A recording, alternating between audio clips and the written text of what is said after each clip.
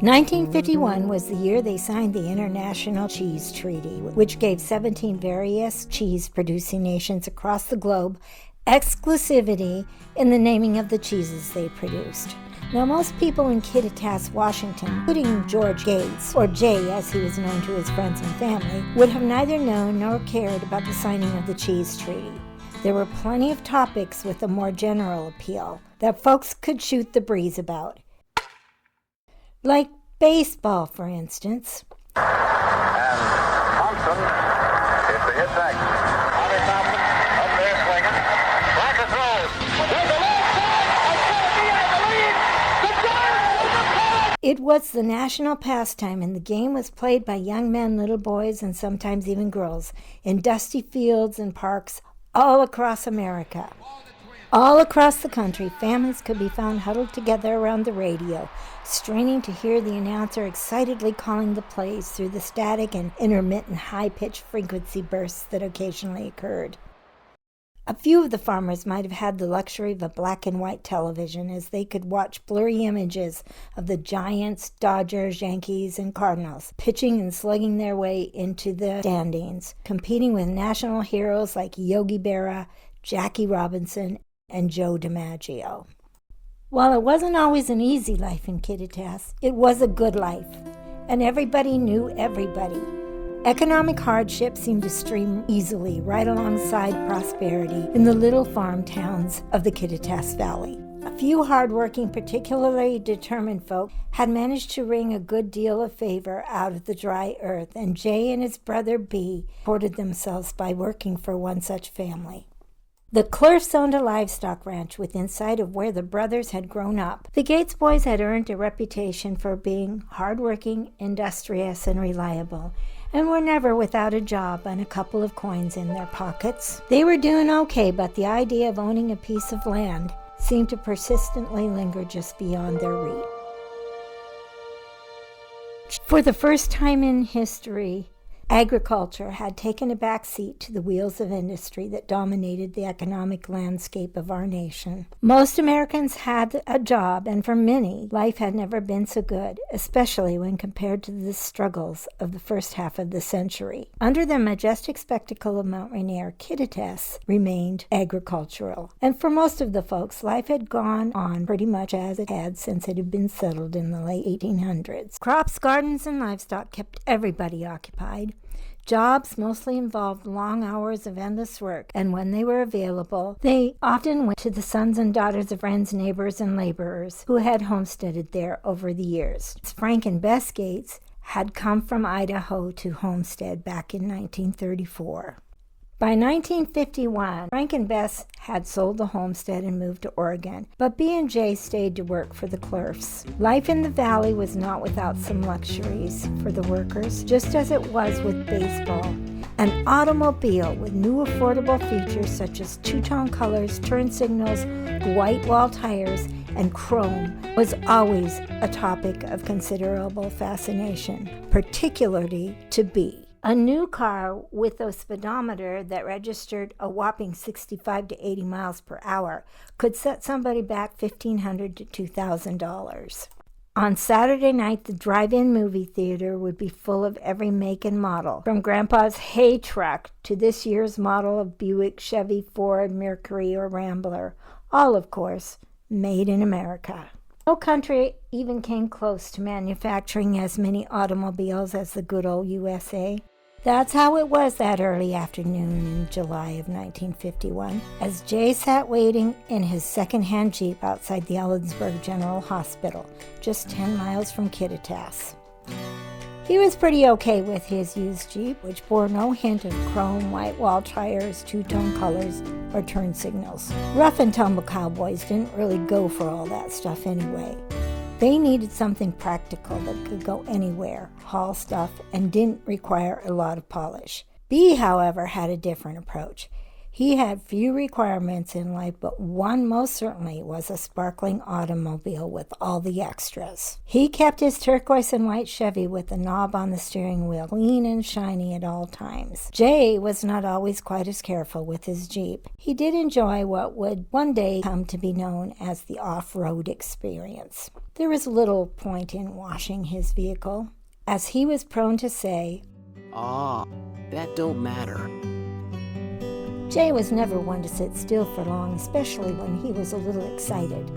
It seemed he'd been waiting in front of the hospital for way too long, and he had to get back to work. He reached across the dashboard and grabbed his tobacco and papers from the jockey box on the passenger side. After sprinkling a pinch of tobacco down the center of the paper, he gave it a roll and a lick to seal it before putting it between his teeth as he lit the match.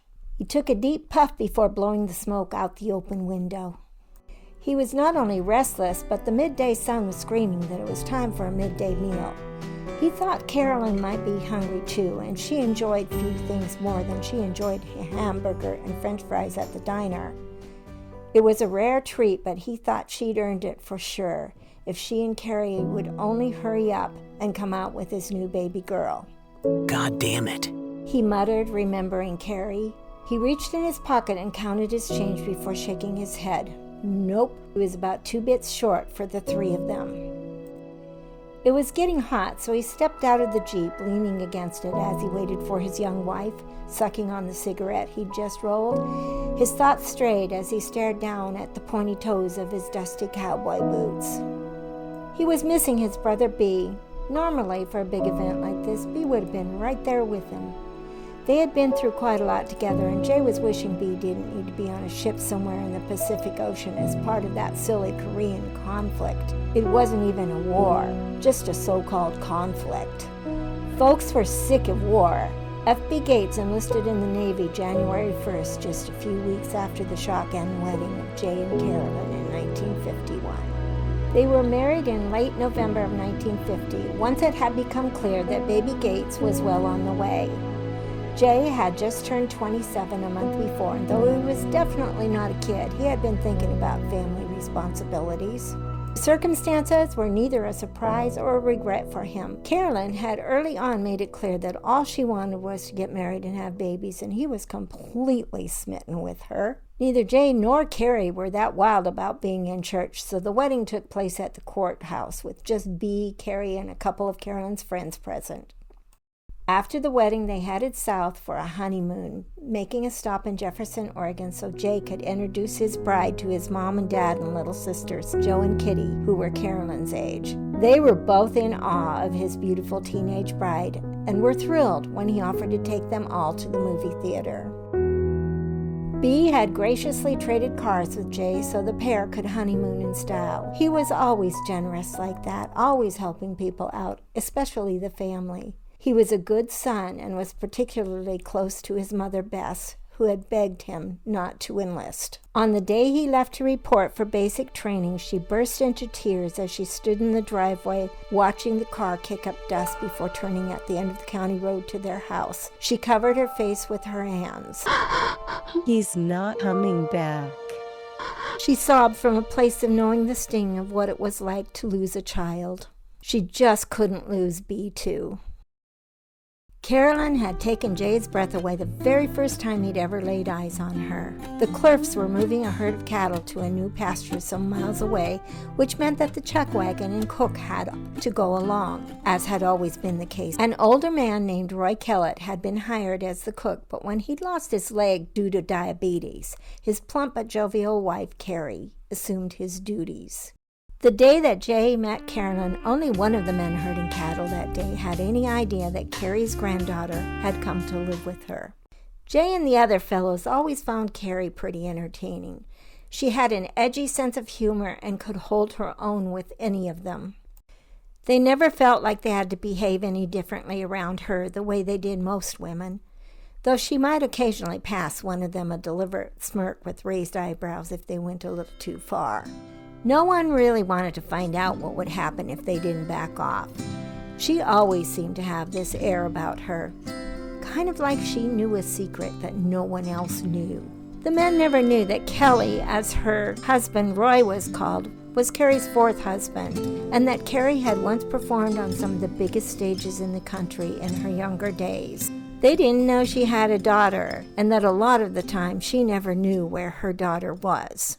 When the men climbed off their horses and headed to the chuck wagon that day, they had no reason to expect anyone but Carrie at the chuck wagon table, out there in the middle of nowhere. But there she was, Carolyn, all curves, flowing hair, and big hazel eyes, offering no hint of her tender years. She looked like a full-grown woman in her button-up shirt with the sleeves rolled up to the elbow.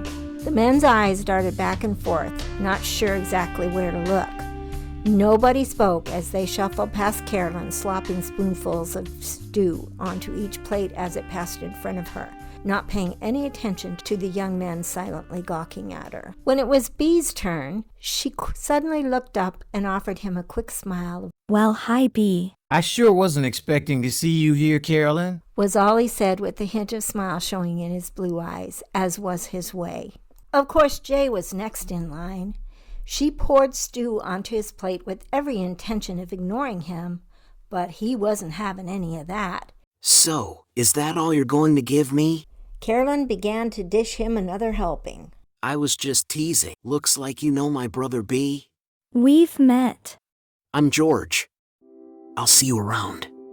He was still trying to get his head around all the changes that had so drastically altered his life in such a short time since that collision with the cause of it all at the chuck wagon table. He almost couldn't believe it, but there he was, waiting in front of the Ellensburg hospital for his new wife and her grandmother to bring out his new baby daughter. Finally, the hospital door opened, and there they were. Carrie held the baby as Carolyn walked beside her, offering Jay a relieved smile as she descended the steps. She had tried to make herself pretty for him. He led her in from the driver's side, and she scooted to the middle, taking the baby from Carrie, who was standing outside the open passenger door. Carrie climbed in next to Carolyn as Jay peeked at the sleeping baby and just grinned. He turned on the ignition. Air conditioning was not an option in 1951 for secondhand Jeeps, so hot, dry air blew through the open windows along with the noisy whine of the engine as the Jeep turned onto the highway towards Kittitas. Carolyn was quiet as her wavy brown hair blew back from her face. Carrie asked if she could hold the baby, and Carolyn gingerly passed her the infant, who was sleeping, unaffected by any of the commotion. Carrie began to sing a little song she'd made up about a little nose and little hands and so on, as she began to lovingly take inventory of body parts. Tiny fingers wrapped around her index finger, and she gently lifted the baby's arm, catching an impromptu glimpse of the tiny hospital wristband. It had almost escaped her attention at first. Almost. Carolyn caught her grandmother's look of alarm and mirrored it. "Grandma, what's wrong?" She pulled back the receiving blanket just a little, but the baby seemed fine. Carrie raised the tiny wrist so Carolyn could see the problem for herself. Carolyn gasped as she read the name on the wristband out loud. "Baby Girl Wood." Why does it say Baby Girl Wood instead of Baby Girl Gates? Jay almost forgot he was driving for a second, and the Jeep swerved a little. What the hell, Carolyn? Carolyn bent her head a little and began to cry. She truly wasn't sure if this was her baby, but Carrie knew. "We gotta go back, George." Jesus Christ. He muttered to himself, shaking his head in disbelief, while unsure if he should be amused or outraged. He was already planning how he was going to share this joke on himself with the guys at the tavern. Not the least bit amused, Carolyn was trying her best not to sob. How could she take someone else's baby home and not even know it? It was all just too much. She was just 16 and had never even held a baby before. She was planning to be the best mother ever, and now she hadn't even made it home with the child before she'd committed a substantial parent error. It might have been her first clue that things were not going to be as idyllic as her brilliant but childish mind had imagined. Jay looked over at her and offered his pathetic best to comfort her. Come on now, that don't matter. That was as good as it was going to get for the scared little teenage mother. Jay could easily whip just about anybody who intended harm to his wife, but he would spend most of his life falling a little short of meeting her deepest needs, of which she had quite a few, and it was something that would befuddle him most of his life. I know because I am baby girl Gates. I was the second baby they put in the car to bring home that day. My parents would very quickly learn that there was a pretty big difference between baby girl Wood and baby girl Gates. While baby girl Wood slept in the car the whole time, baby girl Gates screamed her head off the whole way home. Maybe she was missing Mama Wood. With some help from my great-grandmother, they named me Margaret Joanne Gates, a.k.a. Marjo to my great-grandmother, Punky to my dad, and Margie to everyone else.